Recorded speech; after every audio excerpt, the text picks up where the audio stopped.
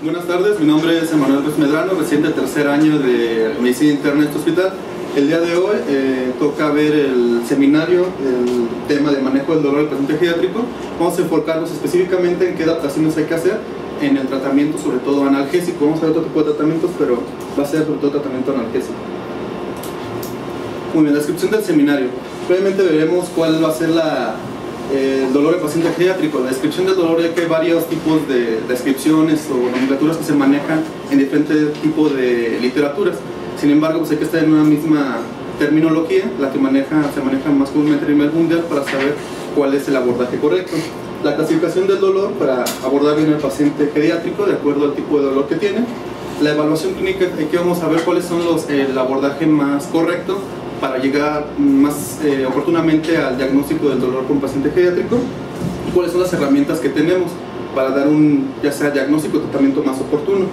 Aquí el tratamiento que vamos a dividir de acuerdo a la OMS y de acuerdo a la medicina basada en evidencias, con sus alternativas, y al final conclusiones. Las conclusiones en sí no se van a dar solo al final, sino se va a estar retroalimentando durante el seminario para ir viendo cuáles son las opciones de tratamiento en este tipo de pacientes. Bueno, los objetivos al terminar este seminario van a ser describir, como se dijo, los conceptos adecuados del dolor de acuerdo al tratamiento que se va a querer dar al paciente geriátrico. ¿Cuál es la finalidad de abordar adecuadamente a los pacientes geriátricos con dolor? Vamos a ver ciertas estadísticas y por qué es adecuado abordarlos de una manera adecuada. ¿Cuáles son las herramientas que hay? Y hay evidencia de acuerdo a esas herramientas para el tratamiento adecuado del dolor. Y cómo iniciar el tratamiento, ya que se tienen pacientes con dolor, pacientes geriátricos, pero sin embargo no sabe qué es lo que se va a iniciar primero, después. Entonces lo que se va a ver principalmente. Y cuál es el tratamiento basado en evidencias que se debe utilizar. Okay. Un poco de epidemiología. Se dice en la literatura que hasta aproximadamente entre 25 y 50% de los pacientes en la etapa geriátrica pueden presentar dolor, el cual no está siendo tratado de una manera adecuada. De estas, las más frecuentes van a ser musculoesquelético y va a ser también el dolor causado por cáncer. El dolor musculoesquelético pues, se caracteriza principalmente por ser un dolor que cede de una manera rápida y es frecuentemente cede con el uso de analgésicos convencionales. El dolor por cáncer es el dolor que es más severo y es el dolor que es de más difícil tratamiento. Bueno, es importante saber que el enfoque del dolor en el paciente geriátrico es diferente en el paciente joven, no solamente por el tipo de presentación, sino por la farmacología que se va a usar y las dosis que se van a usar y el momento en el que se tiene que dar este tratamiento. Y el dolor puede ser controlado en la mayoría de los pacientes. Hasta un 70 o 80% de los pacientes geriátricos con dolor pueden recibir una analgesia oportuna y adecuada y no tener dolor. Sin embargo, las estadísticas nos dicen otra cosa. Bueno, primero vamos a repasar un poco sobre lo que es la percepción del dolor, pero en el paciente geriátrico. Tenemos los receptores del dolor en los nervios periféricos y a nivel del sistema nervioso central. Pero ¿cuáles son los cambios que hay en el paciente geriátrico?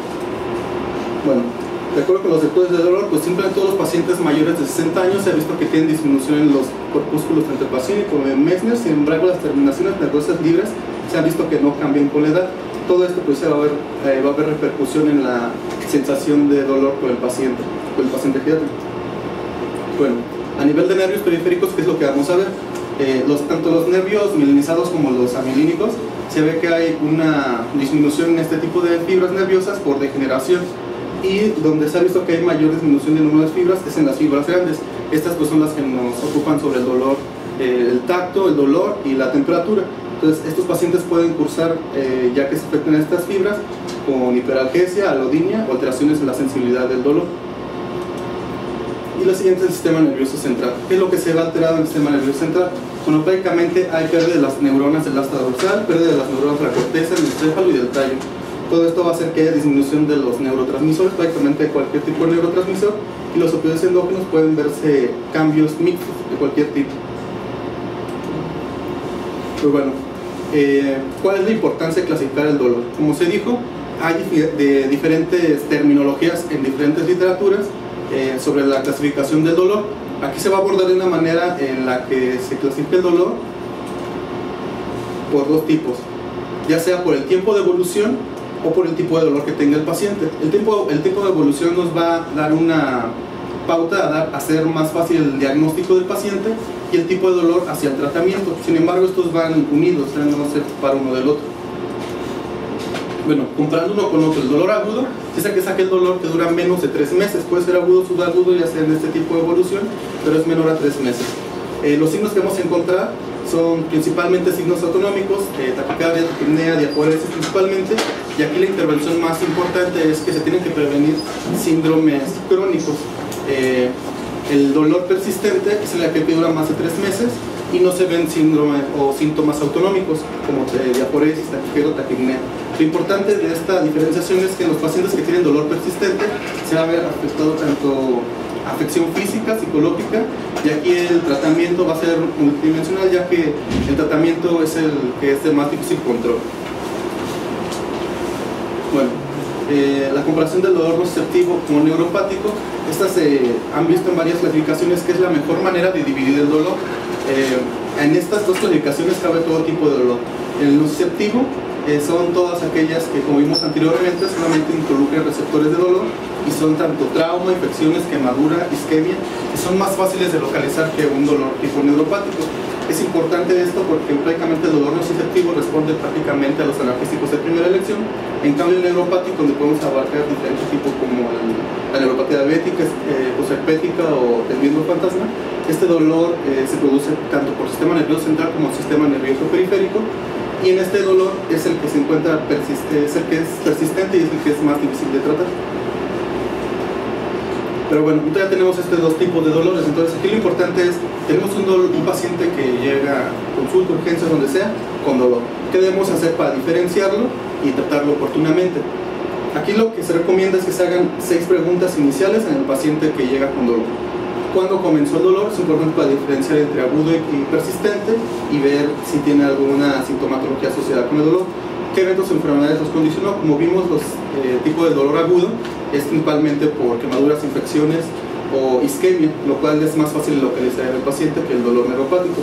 ¿Dónde duele? Esto es muy importante, ya que prácticamente los pacientes con dolor neuropático no tienen una localización adecuada, simplemente los pacientes geriátricos no tienen una comunicación adecuada, entonces el familiar nos va a decir dónde le duele. A diferencia del dolor nociceptivo, que al familiar movilizar al paciente o simplemente el paciente o el familiar nos localiza muy fácilmente el dolor nociceptivo. ¿Cómo se siente? También el paciente va a referir que tiene un dolor tipo punzante, quemante o eléctrico, que es fácil de localizar en el paciente con dolor neuropático.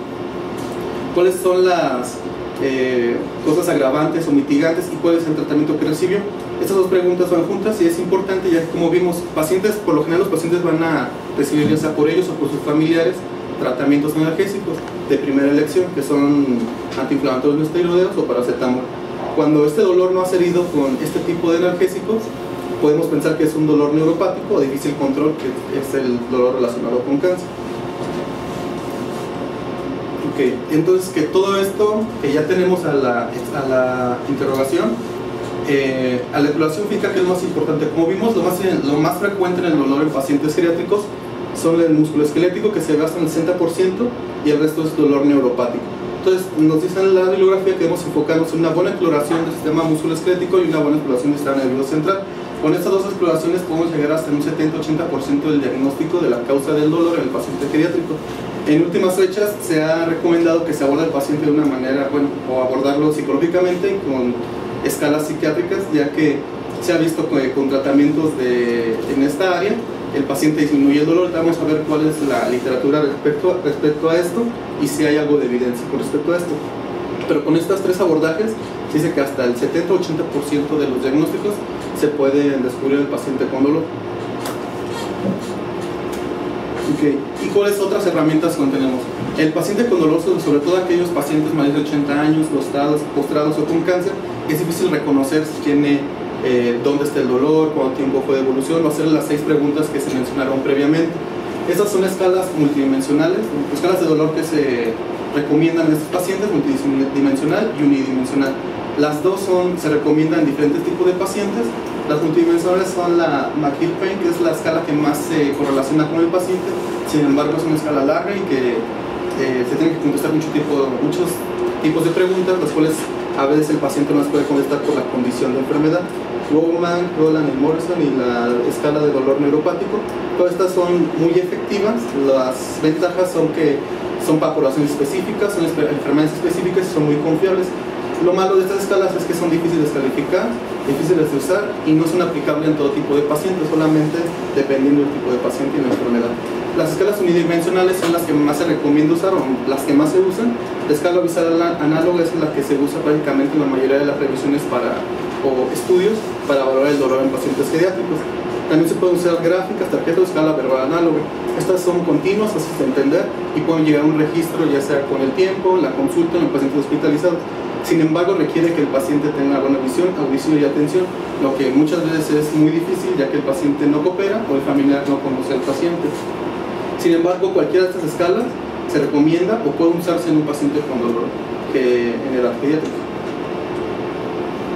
Bueno, cuando ya abordamos al paciente, como se mencionó previamente, lo más importante es preguntarnos cómo se va a tratar a este paciente.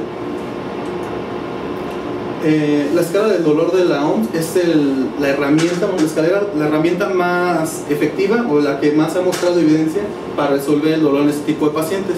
Al principio esta escala del dolor de la OMS se utilizó solamente para pacientes con dolor oncológico.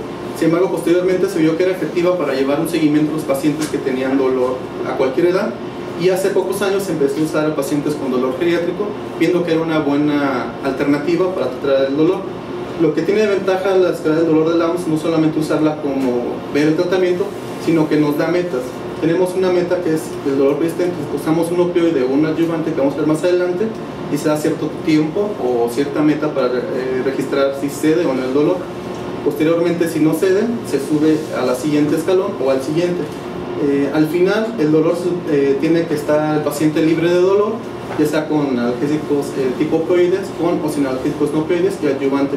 Se dice que 70% de los pacientes en este escalón van a estar libres de dolor en ese momento. Sin embargo, hay un 30% de pacientes que ya sea por falta de diagnóstico o ya sea porque no se ha hecho un análisis adecuado, no se ha podido llegar al dolor, simplemente porque el dolor es persistente. En pacientes, ese 20-30% de pacientes que tienen dolor persistente a pesar de usar este tipo de herramienta, se ha visto que el abordaje multidisciplinario es más fácil, tiene un alivio más fácil del dolor. Cuando alguien utiliza la escala del dolor de la OMS para alivio del dolor del paciente y no logra este alivio, se ha visto que cuando se hace un tratamiento multidisciplinario, utiliza otros tipos de subespecialistas, hasta un 20% puede aliviar ese dolor. O sea, del 30% que queda, un 20% más alivia el dolor cuando se usa otro tipo de especialista.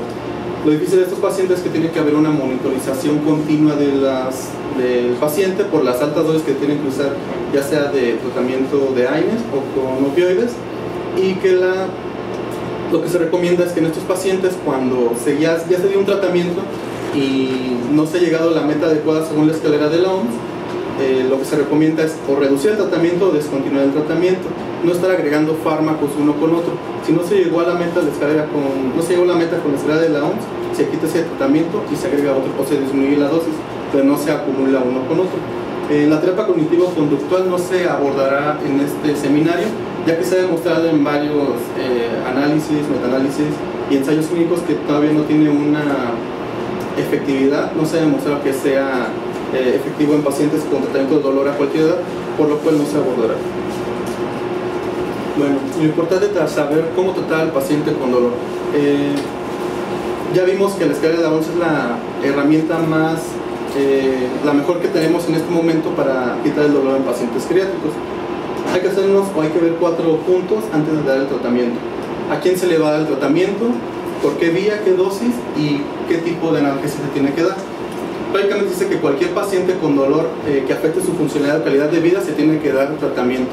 Hay médicos que ya sea porque el paciente tiene múltiples síndromes geriátricos, porque tiene algunas otras enfermedades con falla de otros órganos, no dan el tratamiento adecuado o no dan un tratamiento tope para el dolor por otras enfermedades. Sin embargo, eso no justifica que el paciente geriátrico tenga dolor. El paciente geriátrico se le debe abordar igual y se debe quitar el dolor aunque tenga otras enfermedades u otros síndromes geriátricos.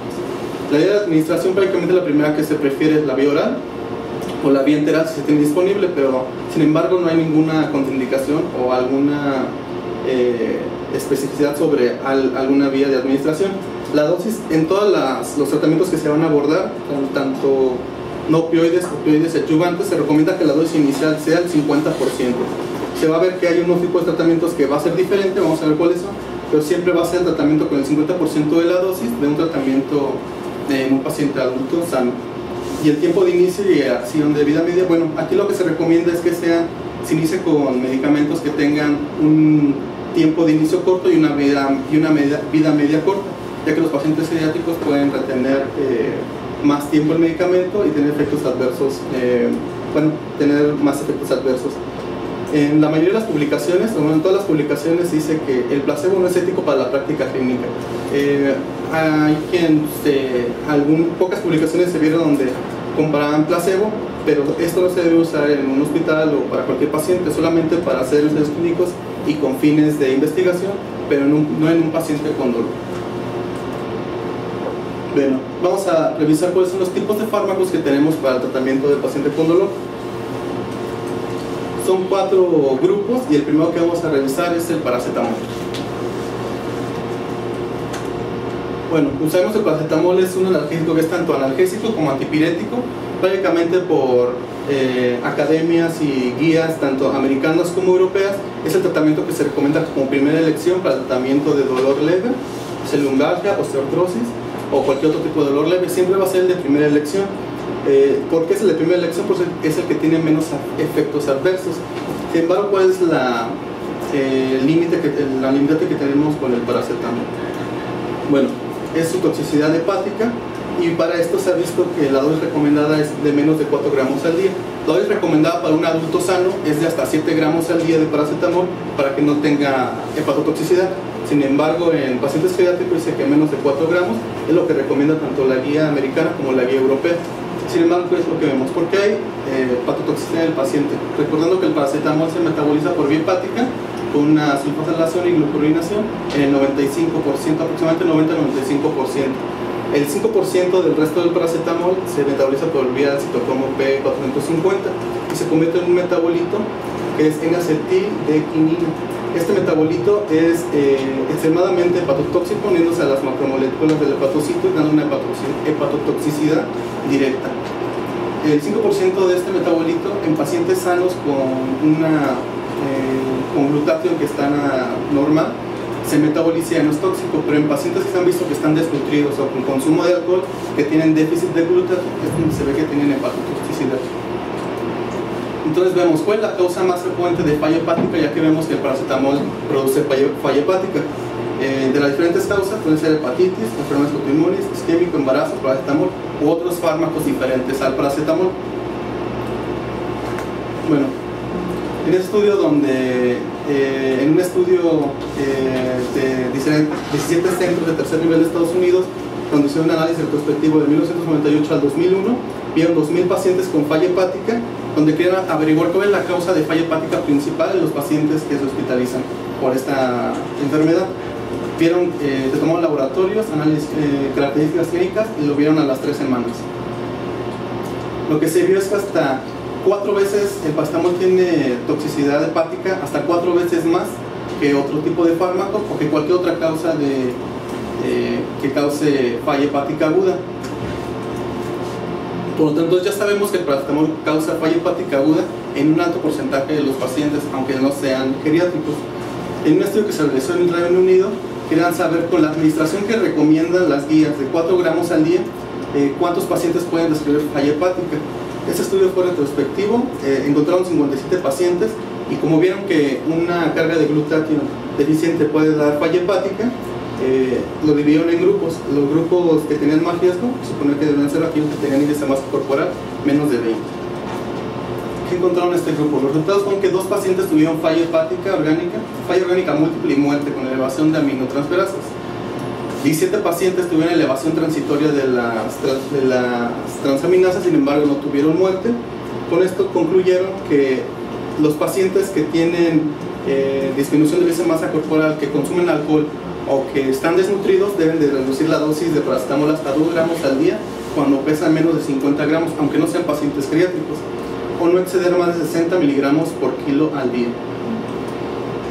Entonces, ¿cuál es la recomendación final? Independientemente de lo que nos decían las guías, máximo 2 gramos de paracetamol al día en pacientes mayores de 80 años con difusión orgánica significativa, que dice aquellos pacientes que tienen más de 2 órganos afectados, o que tengan consumo de alcohol o que estén desnutridos. Okay, ya vimos lo que es el paracetamol, cuáles son las características de los pacientes, la dosis, en qué pacientes se tiene que usar solo 2 gramos y en qué pacientes, cuál es la evidencia que hay respecto a esto. El siguiente escalón de la OMS que nos dice que todavía el acetaminofén y con los AINES, esos siguen estando dentro del primer escalón de la OMS.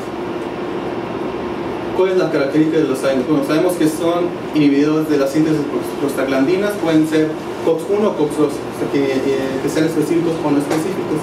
Estos pues son más eficientes que el paracetamol para tratar dolor articular, ya sea del dolor leve a moderado o en combinación con opioides. Sin embargo, los AINES tienen múltiples desventajas con respecto al paracetamol. ¿Cuáles son estas desventajas? Una de las más importantes es que tiene un efecto tope, en el cual ya no hay más analgesia y sí hay más efectos adversos. Y aparte de que los AINES se pueden usar a dosis altas por periodos prolongados de tiempo. Pero sabemos cuáles son estos efectos adversos de paracetamol. Vamos a ver qué nos dicen las publicaciones. ¿Qué porcentaje de reacciones adversas causadas por AINES? ¿Cuál es el porcentaje de las reacciones adversas a medicamentos que son específicamente causadas por AINES? El 5, 12, 23, 32%. Se ha visto que hasta el 23% de todas las reacciones adversas, una cuarta parte, son causadas solamente por antiinflamatorios no esteroideos. Entonces se vio un estudio donde querían ver la prevalencia de los efectos adversos de los antiinflamatorios no esteroideos. Un estudio prospectivo donde incluyeron 1.756 pacientes de noviembre del 2004 a diciembre del 2005. Pacientes mayores de 65 años admitidos en una unidad geriátrica, y querían ver según reacciones adversas según los criterios de la OMS, que eran definitivo, probable, posible o improbable. ¿Qué obtuvieron de este estudio?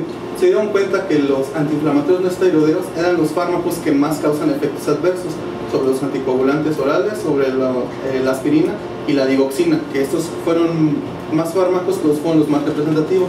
Y los principales efectos adversos fueron gastrointestinales, alteraciones sobre la coagulación o cardiovasculares.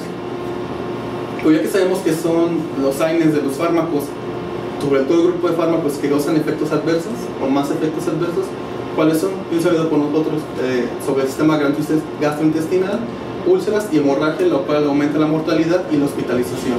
Lesión renal, se ha visto que hasta puede aumentar un 10% la TA, y se ha visto en los últimos años, bueno, desde que salieron los inhibidores de la COX-2, que aumentan el riesgo cardiovascular, y sobre esto se enfocaron mucho prácticamente del 2000 al 2010.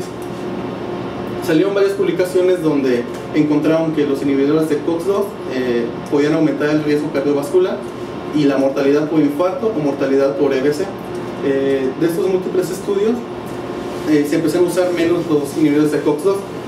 En el 2013 Lancet publicó un metaanálisis donde querían ver qué tanto es este efecto adverso, tanto gastrointestinal como vascular, usando antiinflamatorios no esteroideos. Aquí fue un metaanálisis de 280 ensayos clínicos de AINES versus placebo y 474 de AINES versus otro AINES. Lo que querían evaluar era eventos vasculares mayores que lo vieron como infarto de miocardio y enfermedad vascular cerebral, ya sea con o sin muerte, o muerte por EBC, o muerte por enfermedad coronaria, y aparte las complicaciones gastrointestinales, que principalmente era hemorragia del tubo digestivo alto. ¿Qué encontraron ellos? Principalmente evaluaron celecoxib, diclofenaco, ibuprofeno y naproxeno. De lo que ya sabía y que se evidenció en este estudio fue que naproxeno y ibuprofeno pueden causar hasta 4 veces más riesgo de hemorragia, 4 veces más hemorragia de tubo digestivo alto en pacientes que reciben este tratamiento. El diclofenaco y el celecoxib también se vio con un aumento de la tasa de sangrado tubo digestivo, 1.8 prácticamente los dos. Sin embargo, el riesgo cardiovascular que se adjudica al celecoxib o a los coxib no se vio más que en otros como diclofenaco o que ibuprofeno. En naproxeno este riesgo cardiovascular a mí se ve disminuido, pero no es estadísticamente significativo. Entonces aquí nos quedamos con que este riesgo cardiovascular que se ha visto en los AINES, sobre todo en los COX-2, no está bien demostrado y aún así en múltiples estudios. Sobre las úlceras hemorrágicas, bueno, esto se menciona, es básicamente lo más importante que debemos evaluar en un paciente que tratamos con dolor pediátrico, ya que estos son los que aumentan la mortalidad y las días de estancia hospitalaria en un paciente con dolor pediátrico. Aquí que tenemos, bueno, este es un estudio retrospectivo y descriptivo que se realizó en este hospital, en el cual evaluaron en el 2011 a 156 pacientes del 2002 al 2010 con hemorragia de tubo digestivo alto por úlcera gástrica o duodenal. Aquí lo importante y que tiene de ventaja este estudio sobre otros que se han realizado es que todas estas hemorragias se corroboraron por endoscopía, diferentes estudios parecidos donde no se habían corroborado. Aquí lo único que se quiso conocer son los factores de riesgo y el desenlace de estos sangrados. Bueno, como vemos, lo dividieron por género, infección por Helicobacter pylori, consumo de AINE, tabaquismo, estrés y antiagregantes.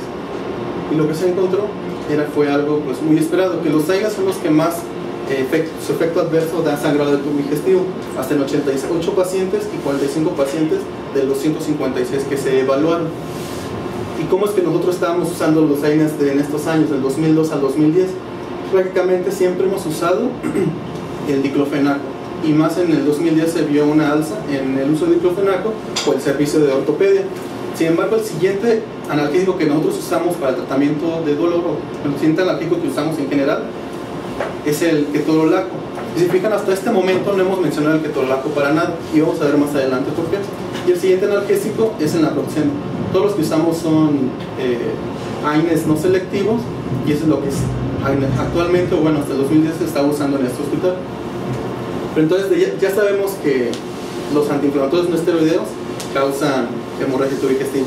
¿Qué podemos hacer con respecto a esto?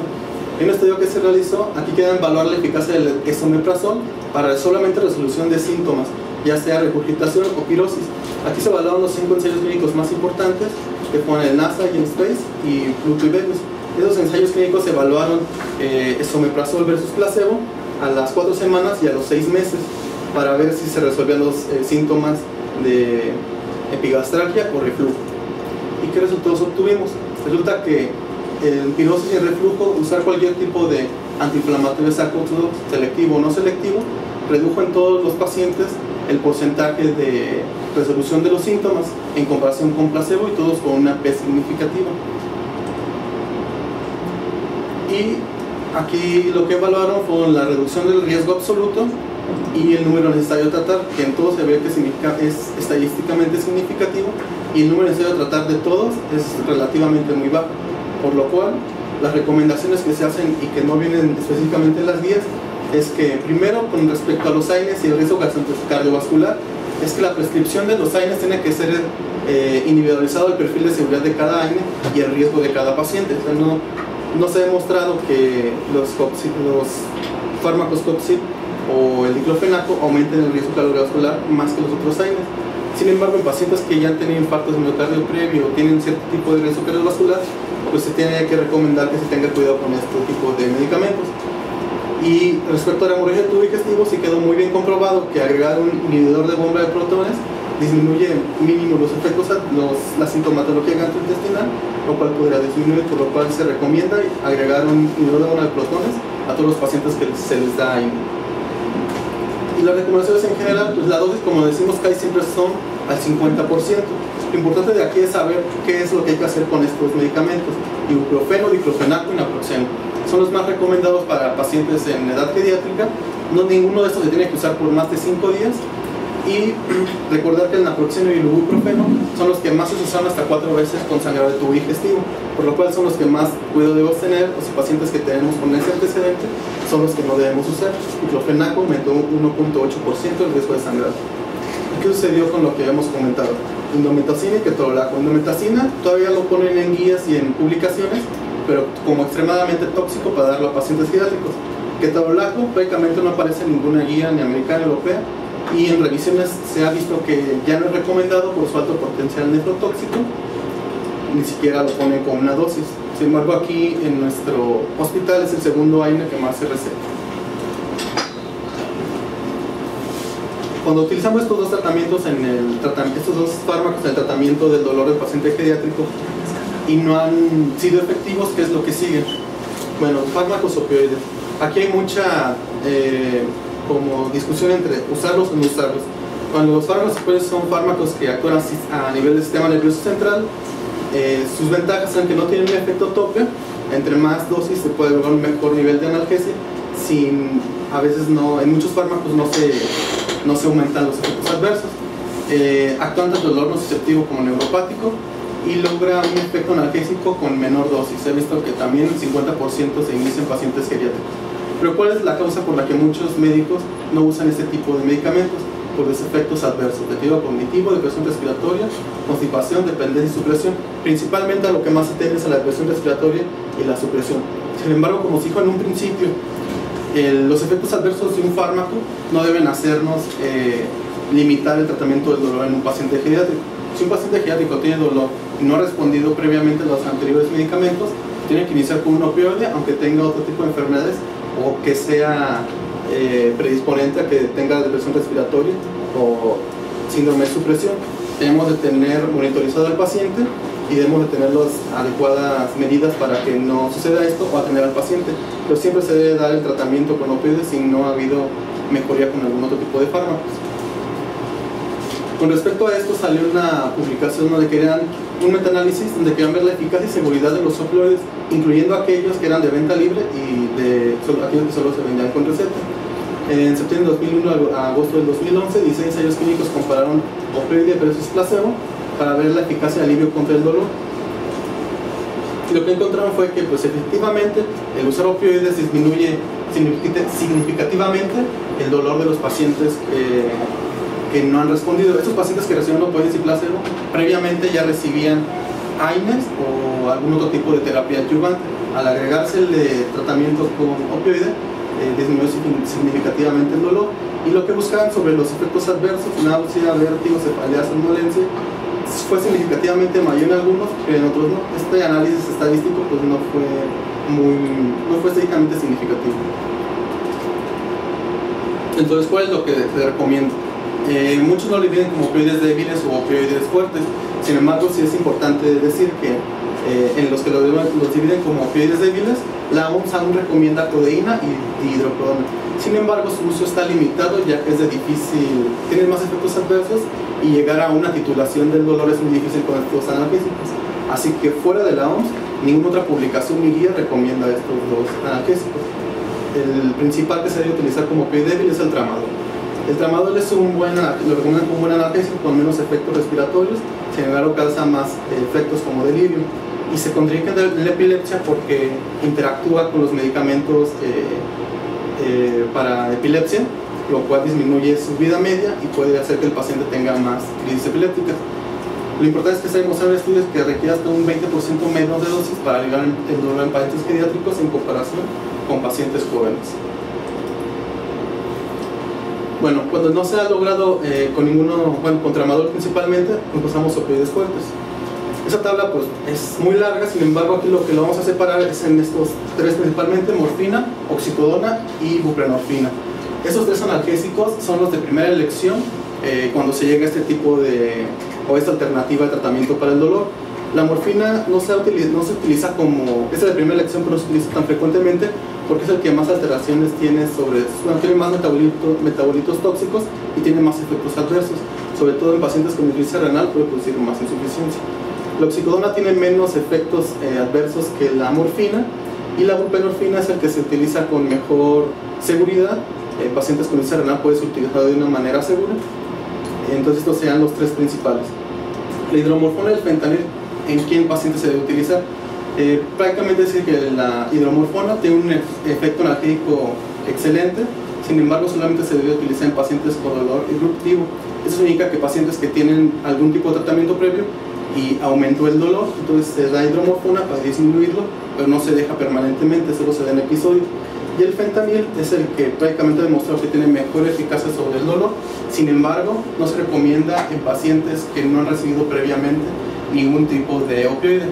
O sea, antes que nada debemos iniciar con estos tres y no iniciar directamente con fentanil, porque es el que más podrá presentar de manera súbita los efectos adversos antes mencionados. Este estudio es uno de los más citados en prácticamente todas las revisiones. Es un estudio de un ensayo clínico abierto donde aleatorizado multicéntrico, donde compararon la morfina, liberación prolongada, versus la oxicodona 2 veces al día. Aquí lo que querían ver era, como ya no se usaba tanto la morfina, no se venía usando tanto por los efectos adversos, pues demostrar que tanto alivia el dolor en comparación con la oxicodona, que venía usándose más. Usaron la escala visual análoga a la semana 1, 4 y 8 para valorar si el dolor había disminuido. ¿Qué fue lo que encontraron? Pues obviamente la morfina sí logró significativamente reducir el dolor en pacientes con un promedio en la escala visual análoga de 5.2 para la morfina y de 7.5 para la oxicodona. Sin embargo, no es que tenga menos efectos o tenga menos efectos sobre el dolor, sino que los efectos adversos de la morfina son los que lo han limitado para tomarlo como primera elección antes que el oxicodona. Bueno, otra cosa de lo que los médicos hemos hecho que se usen poco los analgésicos opiáceos es la dependencia. ¿Qué tanto se hace dependencia de los opiáceos en pacientes que usan este tipo de analgesia? De un 20, 30, 40, 50%. Bueno, hasta el 60% de los pacientes que consumen opiáceos pueden desarrollar algún tipo de dependencia o alteraciones en la cognición. Este es un cuestionario ORT, salió en el 2005, fue ya validado, tiene una sensibilidad y especificidad de 94 y 90% sucesivamente, donde involucra 5 preguntas simples para evaluar qué tanto riesgo tiene el paciente de desarrollar algún tipo de dependencia. Básicamente lo ponen como bajo riesgo, moderado riesgo o alto riesgo. Y los que ya tienen 4 puntos los engloban como moderado riesgo, y estos pueden tener hasta un 40-50% de posibilidad de presentar algún tipo de dependencia. Por lo que ya tienen moderado riesgo, el médico debe de manejar a ese paciente, tener una vigilancia más estrecha, y los que tienen un alto riesgo se recomienda que o no se use o se use todavía con más vigilancia. Es el cuestionario del artículo original y prácticamente debería ser evaluado todos los pacientes con este cuestionario, ya sea en un servicio de medicina interna o más en un servicio de oncología, que es donde más usan este tipo de analgesia. Y al final lo que tenemos son los analgésicos adyuvantes. Recordar que el adyuvante solo es ayuda para los analgésicos de primera elección, los antiinflamatorios no esteroideos o los opioides. Sin embargo, ¿qué se sabe de este tipo de analgesia? Se puede iniciar desde la primera escalera de la OMS, sin embargo ya se ha visto bien. Los anticonvulsivantes se han visto que funcionan bien en pacientes que tienen sobre todo dolor neuropático. Hay múltiples estudios donde se ha visto que funciona sobre todo en pacientes con neuropatía diabética. Los esteroides pues es en un grupo muy selecto de pacientes, sobre todo aquellos que tienen enfermedades inflamatorias no infecciosas. Benzodiazepinas y bifosfonatos se utiliza más en pacientes con dolor de tipo relacionado a cáncer. Los antidepresivos, que es por lo que agregan que se tiene que valorar específicamente al paciente en una valoración psicológica, es lo que ha tenido auge en los últimos años. En un estudio de Cochrane se ha visto que se evaluó qué tanto se crean los antidepresivos para el dolor neuropático. Este es un metaanálisis donde querían determinar la eficacia de los antidepresivos para el dolor neuropático, y aquí vieron que eran 61 estudios. Se vio que el alivio del dolor también fue por escala visual análoga, aparentemente fue estadísticamente significativo, y lo que pusieron fue que los números necesarios a tratar eran bajos para utilizar este tipo de analgesia o medicamento adyuvante. Sin embargo, no está bien demostrado que este tipo de medicamentos, ni tanto en fatiga ni en dolor, no está bien demostrado que tengan un efecto, por lo cual las guías lo recomiendan o lo sugieren, pero no es algo que se debe usar de manera rutinaria para el tratamiento del paciente con dolor. Y básicamente son todos los tipos de fármacos que debemos utilizar en el paciente con dolor, sin olvidar que cuáles son los tipos del acetaminofén, cuáles son las dosis, cuáles son los riesgos de utilizar AINES en pacientes geriátricos, y que opioides prácticamente no se deben limitar para utilizar opioides en un paciente geriátrico aunque tenga múltiples enfermedades u otros síndromes geriátricos. El tratamiento adyuvante es un tratamiento no muy bien comprobado aún, pero sin embargo que se usa mucho en la actualidad. No sé si investigaste cuál era una escala adecuada para decir cuándo es significativa la reducción del dolor. O sea, por ejemplo, la que más utilizamos, que es la escala visual análoga, ¿a partir de cuándo tú dices que hay un aumento o una disminución significativa del dolor? Pues que depende de, pues las multidimensionales que se mencionan son específicas para cierto tipo de enfermedades. Entonces esas ya están aprobadas para ese tipo de enfermedad. y no se sepa otro tipo de enfermedad, pero no hay estudio donde comparen una con otra. Básicamente la mayoría de los estudios usan escala visual análoga para ver lo de si mejora o no mejora el dolor. Pero sí son mejores las multidimensionales. Lo que pasa es que abarcan de 20 a 30 preguntas, son más difíciles de hacer y tienen que ser con tiempo. Entonces, en los estudios la mayoría de los pacientes la hacen en escala visual análoga, sobre todo los pacientes hospitalizados. Lo que yo... Okay.